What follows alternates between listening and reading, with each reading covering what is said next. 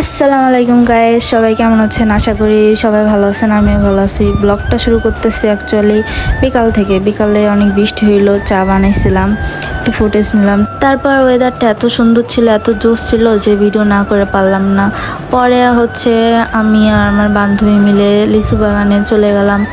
তো এইখানে এত লোভনীয় লাগতেছিল লিচুগুলা। পরে আমাদেরকে কিছু লিচু দিল, আমরা খাইলাম, ফুটেজ নিতে ভুলে গেছি। পরে হাঁটাহাঁটি করতেছিলাম।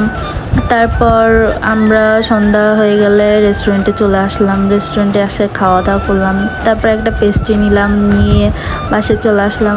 এই যে আমার কিউট মাশাআল্লাহ ফুপ্পিটাকে পেস্ট্রিটা দিলাম, সে খাইলো আর পুরো শরীরের মা খাইছে। আমি নতুন, সবাই আমাকে বেশি বেশি করে সাপোর্ট করে দেবেন। আল্লাহ হাফেজ। এই পর্যন্তই।